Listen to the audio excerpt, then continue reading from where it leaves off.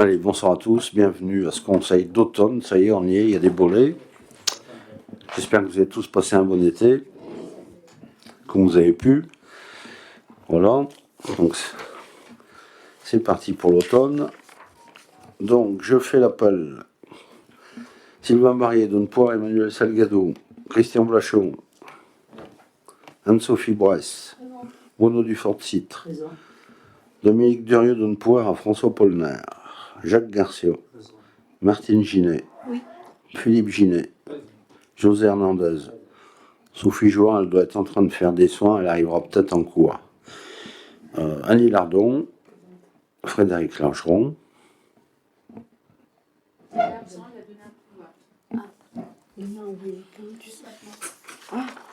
Parce que j'ai eu celui de. À qui? J'ai eu celui de. Alain Romeyer.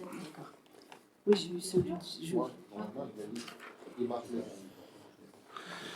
Gwendoline Lehmann donne pouvoir à Bruno Dufort-Citre, Sylvie Marcoux, Jean Omillet donne pouvoir à Monique Reynaud, Rémi Pangot, présent. François Polner, présent. Pascal Poinon, présent. Monique Reynaud, présente. Alain Romeyer, oui. Emmanuel Salgado présent et Julie Talin donne pouvoir à Sylvie Marcoux. Donc on peut y aller. Merci de votre présence à tous. Donc, y a-t-il un ou une volontaire du secrétariat de séance? Merci Madame Bresse. Ça s'appelle toujours Bresse, ça s'appelle pas Chanon. On va y penser. Pour le procès verbal du conseil municipal du 10 juillet, c'est depuis le temps qu'on ne s'est pas vu, y a-t-il des remarques ou des préconisations? Donc y a-t-il des abstentions ou des voix contraires? Je vous remercie, tu as bien travaillé, M. Blachon.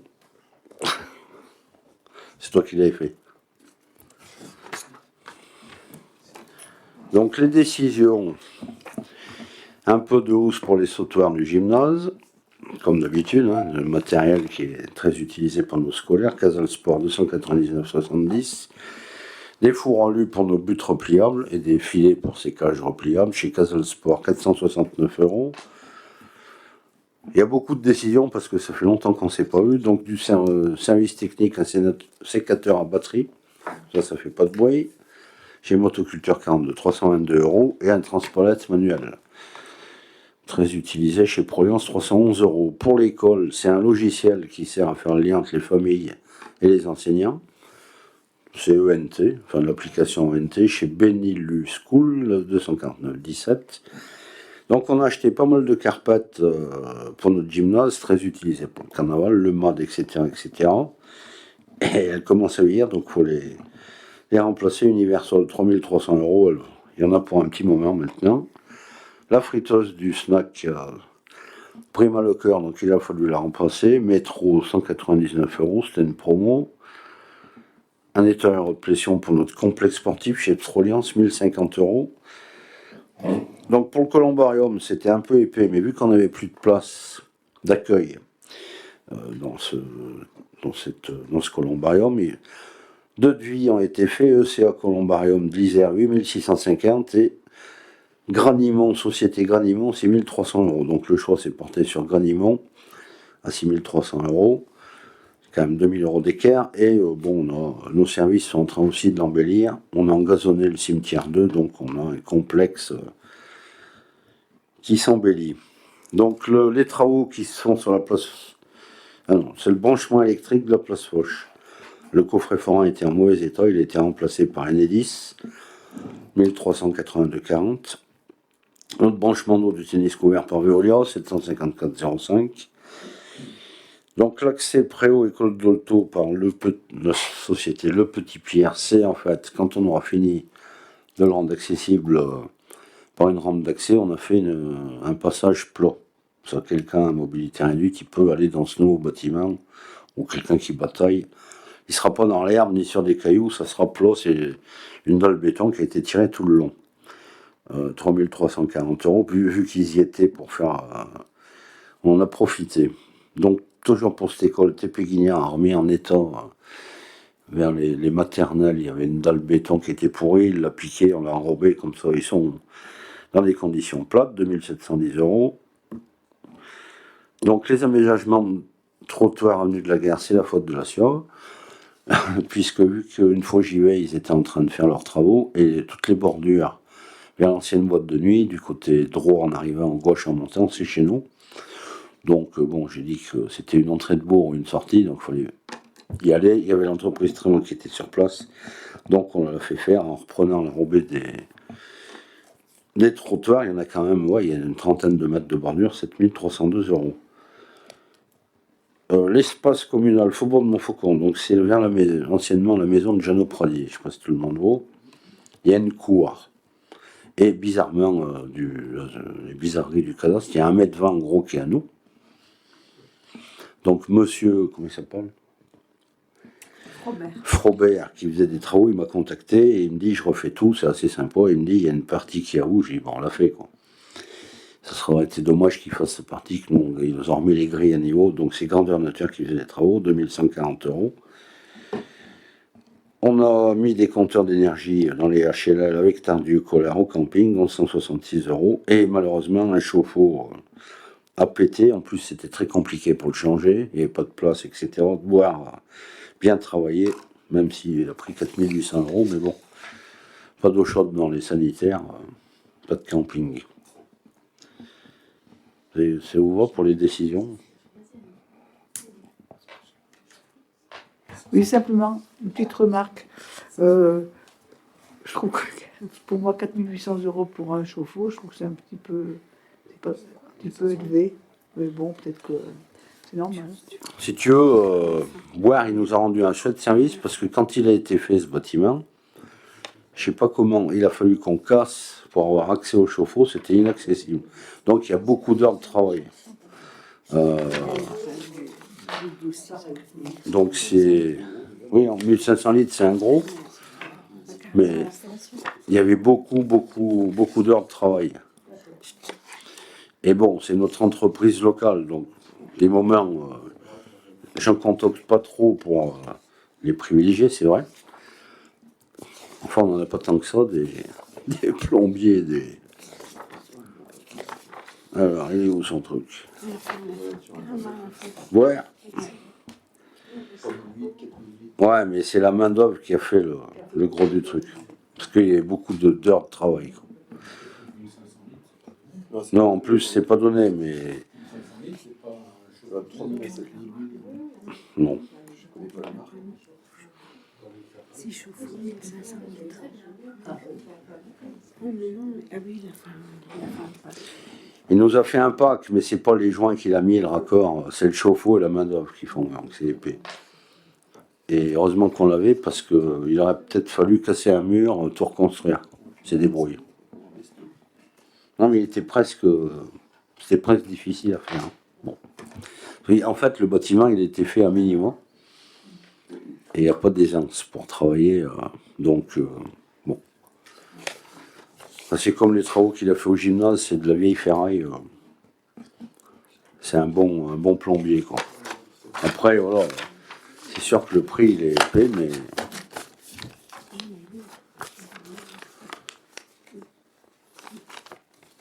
Bon, merci à vous. Donc, toujours pour ce camping, rappelez-vous, on avait décidé sur un conseil ancien de faire deux gratuités à monsieur Laroy, enfin la SARL veut les escapades. Donc, 875 € mensuels de loyer gratuit, ça fait 1750 €. Donc ça ne plaît pas à la trésorerie puisque ça apparaît pas dans le budget. Donc il nous demande de démettre les titres et de faire une remise gracieuse. Bon, c'est un peu de la paperasserie, mais au moins ça apparaît sur le budget. Donc on le fait apparaître au compte 65 et on l'équilibre on le fait apparaître au 75 et au 65 pour que ça s'équilibre. Donc ça ne changera rien au budget, mais ça apparaît. Donc c'est une demande administrative, mais on l'avait déjà acté par une délib, donc vous me suivez ?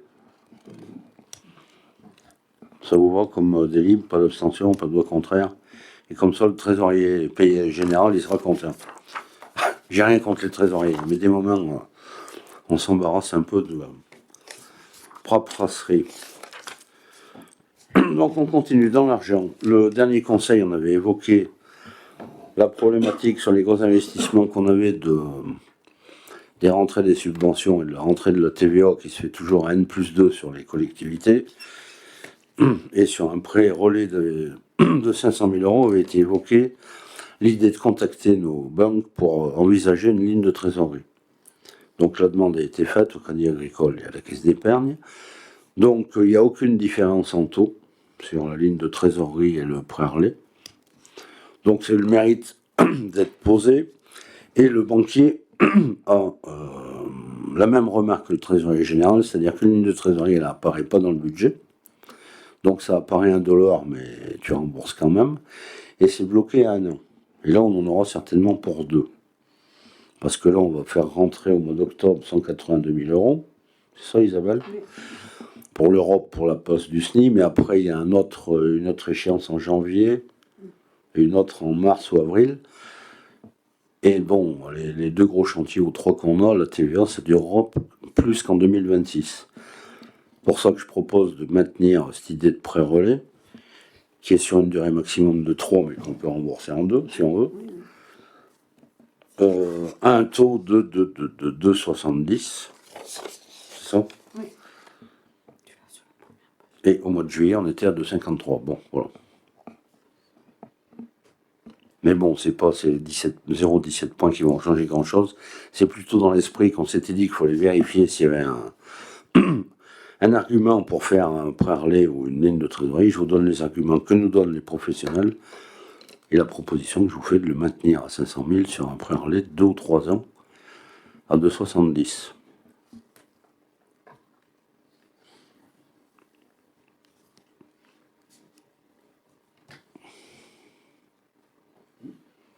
Donc, est-ce qu'on y va? Y a-t-il des abstentions? Ou des voix contraires? 3. Plus les pouvoirs. Plus les pouvoirs, donc 5. Merde, tu comptes bien, Isabelle. Donc, adopté la majorité.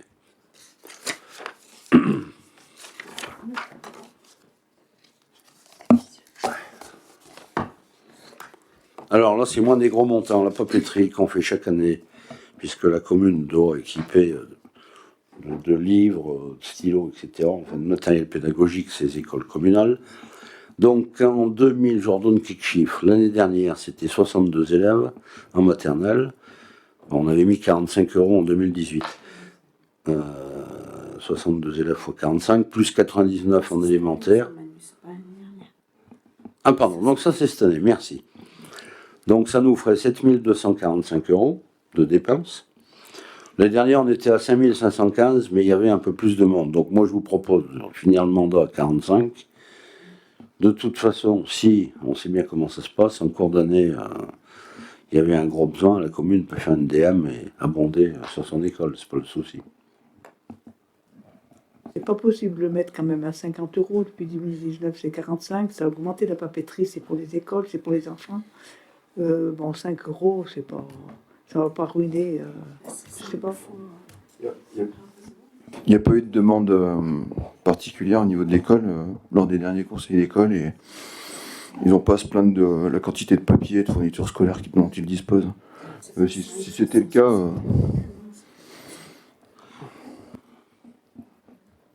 Après, je sais pas, mais est-ce qu'ils utilisent aussi autant de papier avec tous les outils numériques qu'ils ont? Ça questionne aussi. Il y a une augmentation du papier, mais ça s'est bien calmé maintenant. Bon allez, je vais faire le maquignon, je vous propose 46. Mais s'ils n'ont pas demandé, je préfère vous proposer qu'on ne change pas. Non, mais c'est vrai qu'on a investi dans les ordinateurs en 2024. On a équipé plusieurs des salles de cours comme nous le conseille les runes, Madame Benoît. Et cette année, il va y avoir une tranche d'équipement avec des tablettes qui vont arriver à l'automne. Et donc la dépense globale sur le fonctionnement sur l'investissement à l'école, elle va remplacer ce qu'on aurait pu mettre en augmentation dans le fonctionnement de la papeterie, quoi. On a mis une certaine somme au budget pour les ordinateurs, c'est vrai que... Il n'y a pas de somme prévue, comme disait Manu, si ça dépasse au niveau papeterie. On comblera, c'est sûr. Oui, on peut le passer dans des décisions du maire aussi, ou même pas besoin de faire une DM de budget, quoi. Oui, parce que c'est vrai que moi je trouve que. Parce que s'ils ne demandent pas. Ordinateurs et tout, mais Moi, ce que j'ai peur, c'est que si on leur donne plus, c'est que ça les force à dépenser. Mais par contre, s'ils demandent en le justifiant, on suivra. D'accord. Mais bon, on va quand même Parce pas. que moi, j'ai Les deux- élèves ont toujours des cahiers. Oui, Bah oui. parce que c'est quand même important. On est- Ah, pardon. On n'est pas passé au tout numérique pour autant, bien sûr. Mais c'est vrai que la cotisation papeterie à 45 € par élève, c'est pas un sujet de discussion avec les maîtres et les directeurs des deux écoles. Du coup, ils n'ont pas l'air d'être en manque de papier, hein, ni de fournitures scolaires, hein, pour l'art plastique. Non, ils nous l'auraient dit. Hein. Mais s'ils nous le disent, comme dit Emmanuel, on peut toujours faire une décision modificative.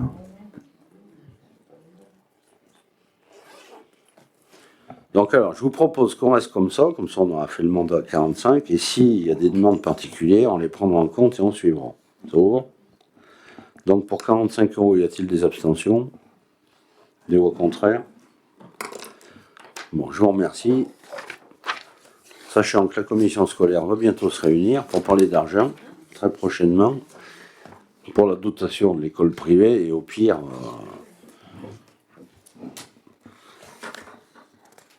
vous aborderez ce sujet. Donc la place des Valères, la place du SNI, la place Jeanne d'Arc, la rue du Breuil, j'en profite, vu que j'ai la parole, pour vous faire un point sur les travaux. Ça changera un peu de parler d'argent. Donc si vous l'avez vu, les pavés de l'école d'Olto jusqu'à l'ancien cercle Boulis, c'est fini. La bande pavée.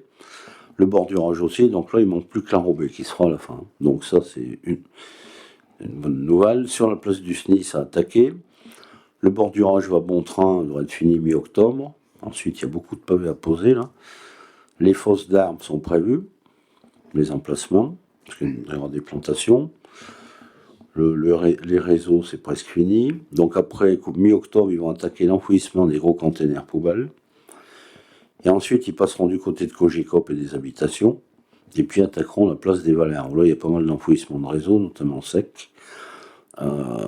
Et puis finiront par le Breuil. Donc, c'est ce que j'ai dit aux écoles, aux nos deux écoles, c'est que jusqu'en décembre, il faut favoriser la marche à pied pour aller à l'école. On y verra un peu plus clair au mois de décembre. Il n'y a pas de souci majeur. Et à attaquer aujourd'hui la voirie de Cogecoop, on a attaqué derrière, puisque par de l'aménagement de terre végétale, après il y aura un peu de bordurage pour faire le parking. Et on fait derrière en remontant jusqu'en haut. Donc ça ne devrait pas trop poser de soucis sur les délais.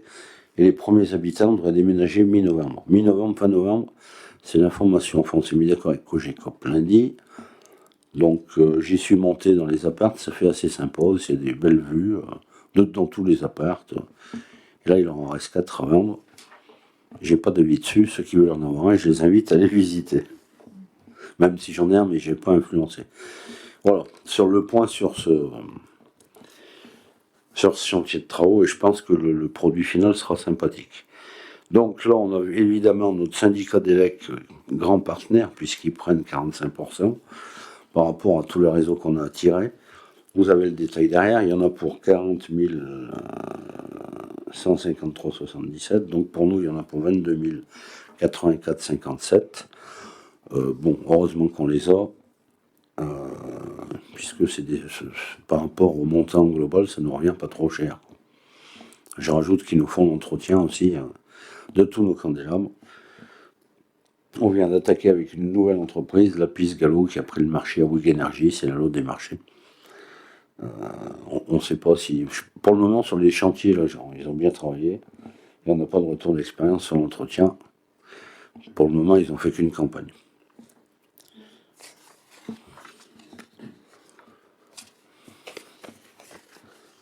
C'est bon? Des questions?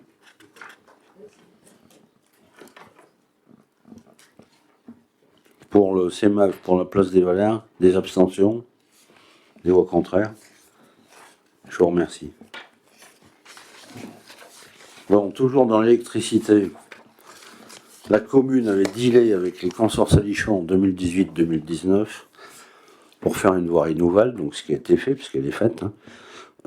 Et avait en contrepartie s'était engagé à faire les réseaux humides et les réseaux secs à proximité des parcelles. Donc bon, quand on n'a pas de permis en face, des réseaux sont pas très loin, mais il va falloir qu'à notre charge, on approche des réseaux secs et des réseaux humides. Par rapport à des devis qui sont faits, c'est probablement l'entreprise Guignan qui va faire les réseaux humides. Et là, il y a des... Donc pour vous situer, il y a 5 lots à gauche du château d'eau et 4 lots à droite, c'est ça? Oui. Donc il y a un peu d'électricité à approcher des maisons. Pareil, là, il y a... Pardon, il n'y en a pas beaucoup parce qu'ils n'étaient pas très loin. Il y en a pour 9 999,87. Donc là, vu que c'est... On prend un peu plus parce que c'est de l'extension, on prend 60%, non? Et eux, ils prennent que 40%. Mais je crois que les permis vont bon train. Oui, il y a eu un permis qui a été déposé, mais il y a apparemment 3 autres lots qui sont vendus sur 7 au total. Moi, ce que je propose, c'est qu'avec le compte-rendu, enfin le procès-verbal, je fasse passer le plan des réseaux qui existent aujourd'hui et qui font apparaître la nécessité des extensions là où ça manque. Donc il y a, oui, réseau humide, il y a 3 lots avec une extension de 40 mètres pour l'assainissement, eau usée et eau pluviale. Et puis il y a donc ce qu'on vient de passer ce soir là pour l'électricité. Et dans les gaines justement de cette extension, on fera aussi passer les télécoms. Donc on n'a pas encore le chiffrage complet, ni pour l'assainissement, ni pour les télécoms, mais enfin on fait juste que de prendre la suite de ce qui avait été décidé en 2018. Mais bon, il ne faut pas s'inquiéter pour ces frais. La taxe d'aménagement et la taxe foncière rembourseront allègrement. Mais on se doit de respecter le deal qui a été fait. Je trouve que cette voirie, elle sécurise mieux que comme c'était avant. Donc c'est bien. Et forcément, ceux qui construisent, ils demandent de pouvoir avoir de l'eau usée, du téléphone et de l'air. Voilà. Donc pour ces 5 999,92, y a-t-il des abstentions? Des voix contraires? Je vous remercie, puis on suivra ça de près avec nos agents des services techniques aussi pour qu'ils aillent suivre un peu les travaux. L'assainissement, ça va attaquer sans tarder. Et il a la commande. C'est une décision, ça. Ouais, mais c'est fait. Mais il y avait un sacré écart. Alors, la communauté de communes, là c'est une décision fiscale, mais il y a plusieurs explications. Donc pour que dans les aménagements des espaces pleine nature, je les appelle comme ça parce que c'est leur nom. C'est un dispositif qui date de 2019, donc à Aurec c'est fini, à Saint-Just c'est fini, à Pont-Salomon c'est fini, à Saint-Fay il reste à Grand-Essolement d'Escalade, à La Siauve c'est pas sûr qu'on fasse la passerelle parce qu'il y a des accords entre eux avec la DDT, et nous, c'est l'aménagement de registre final. Et si on ne met pas à dispo les espaces, la Comcom ne peut pas récupérer la TVA. Et cette mise à dispo s'arrête à la fin des travaux. Donc on a autant de temps de le faire, parce qu'en plus, la Comcom a trouvé des budgets par le département, etc. Et ça devrait en revenir à pas grand-chose. Donc là, c'est un beau dispositif régional, et qui servira, j'espère, aussi beaucoup à nos autochtones, même si on parle de tourisme, ça sera les deux. Le souci, c'est qu'on a eu sur nos parcelles classées en zone humide, au-dessus du terrain. Enfin, les parcelles, c'est celles qu'on met à dispo, c'est au-dessus du terrain de foot, en sable. Tout ce qui est de l'autre côté de la piscine est sous le plan d'eau. Vous voyez où c'est? Donc le souci, c'est que notre parcelle est classée en zone humide. Il y a eu un bureau d'études qui est venu la sonder. Donc le sondage, ils font des sondages pédologiques et ils analysent la flore. Et la loi dit que s'il y a... ils prennent les deux critères en compte. Moi, j'estime que sur le bord de cette parcelle, il y a des sondages pédologiques non humides, mais ils disent, vu qu'il y a de la flore de zone humide, c'est humide. Alors, quand vous allez en fond de vallon, c'est toujours humide, la flore. Hein. En crête, il y en a point. Donc, la DDT est assez rigide et le bureau d'études aussi. Donc, pour discuter, ça peut être... Donc, on a fait un copil à la Comcom, et l'idée, c'est de transvaser ce qui était en haut de l'autre côté, qui est plus sec, vers le terrain de boule, le terrain de tennis, le terrain de basket, pardon, et de refaire, pourquoi pas, des jeux de boules d'en haut. Donc le bureau d'études Osmose a été chargé de faire une proposition, mais on la présentera au Conseil de novembre.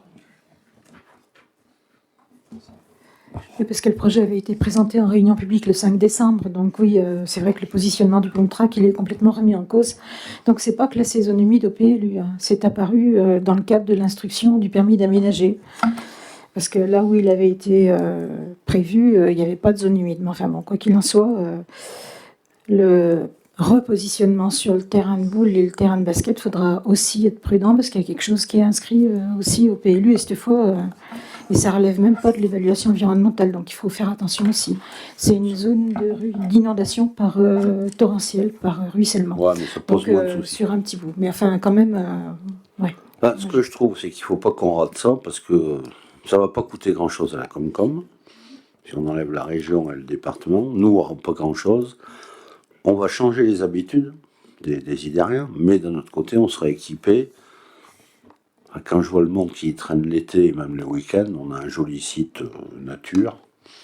Et si on peut l'équiper, l'embellir, faut pas se priver. Surtout que c'est.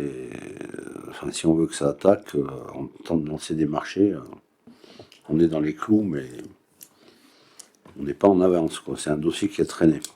Bon, en plus, et d'un autre côté, que là où ça reste sur une zone assez sympathique, on a rajouté aussi volontairement les 2 parcelles sous le plan d'eau pour l'aspect nature, parce qu'il y a peut-être des aménagements à y faire aussi, ne serait-ce que des petits passages ou autres, puisque c'est une zone qui est sous-exploitée. On avait racheté les terrains, je vous le rappelle, en début de mandat. Aujourd'hui, on n'en fait rien.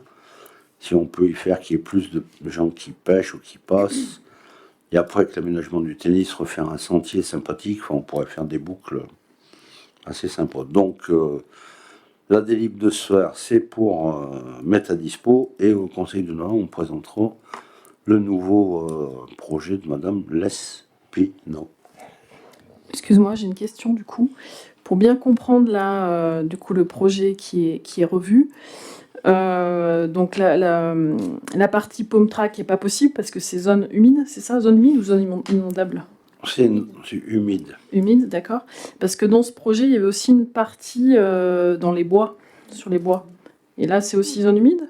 Non, c'est pas remis en cause. Ça, c'est pas remis en cause? Non. D'accord, ok, ça marche. On déplace en fait le truc, mais j'y étais encore l'autre fois, finalement, bon, c'est très pratiqué par les coureurs, les marcheurs.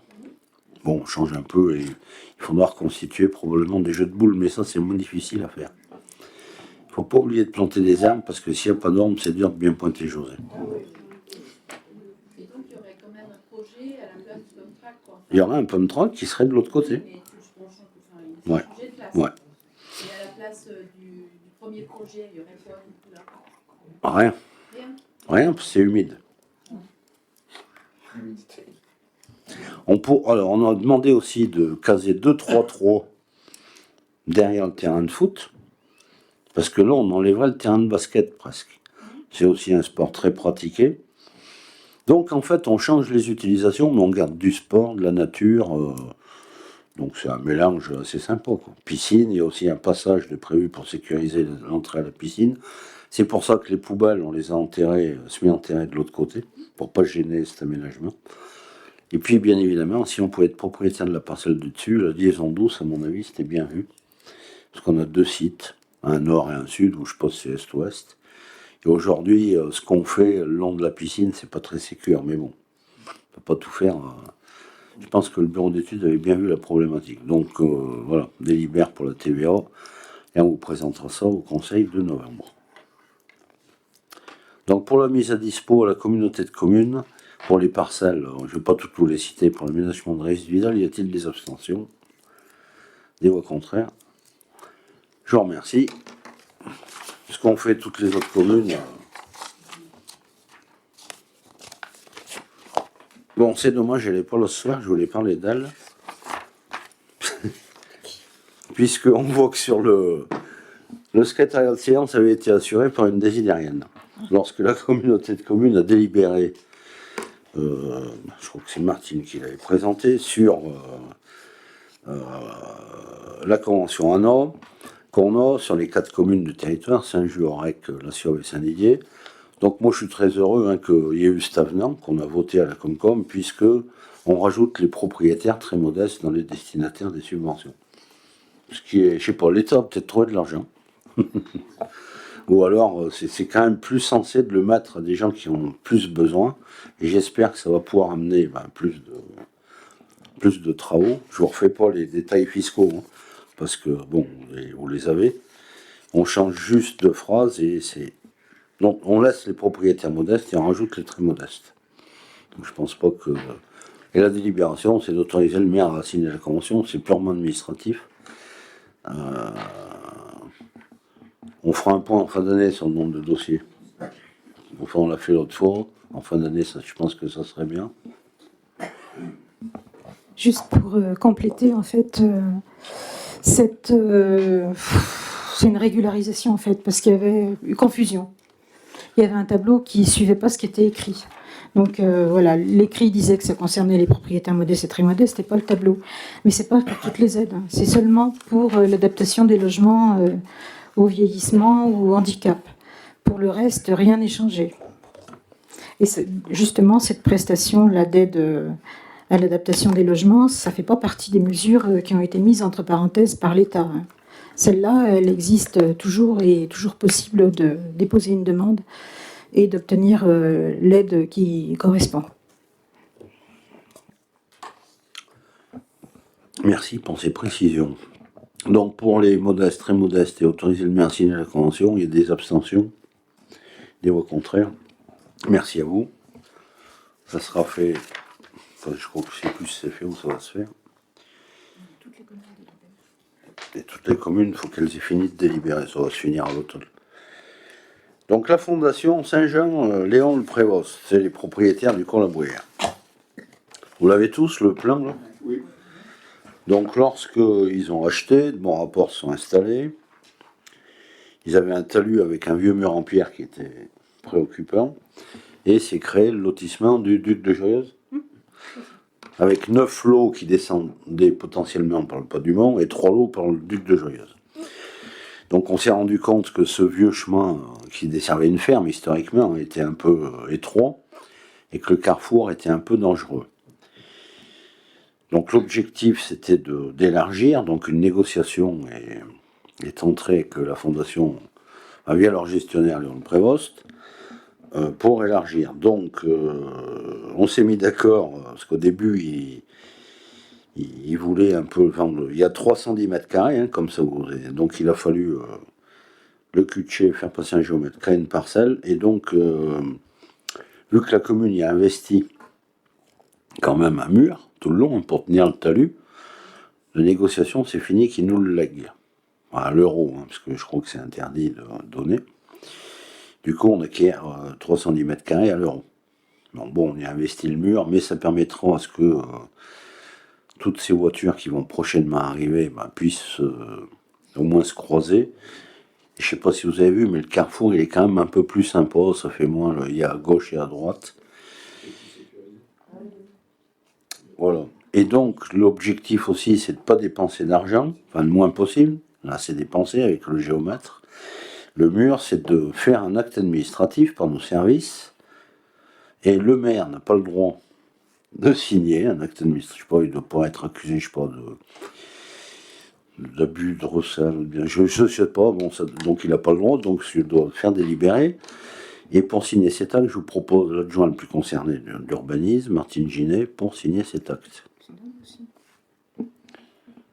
J'ai fait le choix. C'est pour signer que cet acte. Il faut que je nomme un adjoint. Donc voilà la proposition que je vous fais. Puis c'est mieux de nommer des gens présents. C'est juste, nos services vont faire l'acte, on ne payera pas de notaire, on économise ça. Le numéro de parcelle est fait par le géomètre et avec l'acte qui sera fait, les services du cadastre, on apparaîtra comme propriétaire de cet élargissement. Donc pour Martine Ginet, des abstentions, des voix contraires. Merci à vous, tu signeras l'acte administratif. On va peut-être en faire d'autres. Et en plus, je crois qu'il y a une deuxième délib qui va suivre. Oui, le délib de l'acte. La délib de l'acte. Merci à vous. Donc, sur... Qu'est-ce que c'est que ça? On attaque notre tour de table. Isabelle, tu as quelque chose à dire?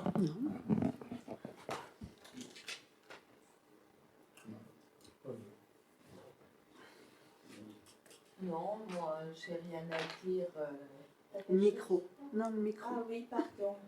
Excusez-moi tous. Non, moi je veux juste vous rappeler qu'il y a notre loto du CCS le 5 octobre à 14 heures à la salle polyvalente. Et on emmène 44 personnes en Espagne aussi au mois d'octobre. Voilà. Sinon, on fêtera Halloween comme l'année dernière au niveau du CCS. Et le repas des aînés. Oh là là, oui, oui, bien sûr, ça c'est important. Ouais. Le repas des aînés, on tourne, je sais pas, on n'en a pas loin de 380 aînés sur Saint-Didier de plus de 75 ans. Hein. On vieillit bien, Saint-Didier. Ouais.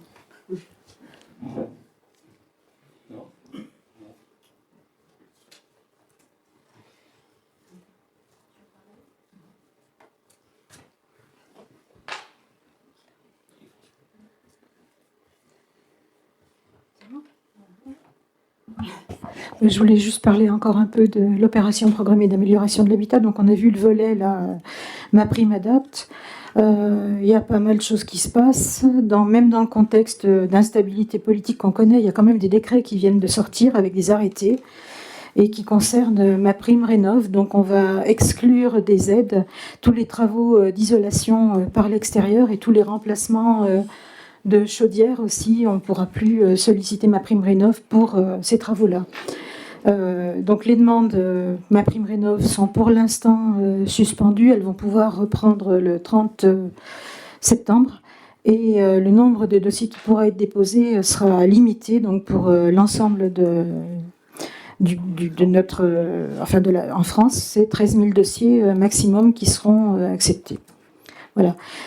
Dans notre opération programmée d'amélioration de l'habitat aussi, on a un volet embellissement avec des aides aux façades. Alors sur des linéaires très très restreints dans le centre historique, mais ça marche pas trop, même en règle générale, parce que sur la Comcom, il n'y a eu que 2 demandes faites sur REC. Sur Saint-Didier, il n'y a encore rien. Donc en Comcom, on a préparé un courrier un peu de relance pour expliquer en quoi ça consiste. C'est des aides qui peuvent aller jusqu'à 5 000 €. Et donc, c'est des courriers que vont bientôt recevoir tous les propriétaires des immeubles qui sont concernés sur ces linéaires. Merci pour ces bonnes nouvelles. Enfin, c'était bien que l'État se remette un peu à pas délaisser les territoires par rapport à l'énergie, etc. Après, leur problème de budget, c'est pas le nôtre. Enfin, ça peut le devenir. On verra bien. Donc merci à tous pour ces interventions. Donc je vous fais un point sur les travaux en cours. Pour le boulevard des Jardins, j'ai fini. Pour les tennis couverts, le couvreur doit finir en octobre. La résine, elle devrait se tirer aussi en octobre. Et le clubhouse est fini à plus de 90%. Donc les délais sont à peu près respectés. Il ne peut pas y avoir de soucis. Pour le cabinet dentaire, la dalle du toit, elle est coulée aujourd'hui ou demain.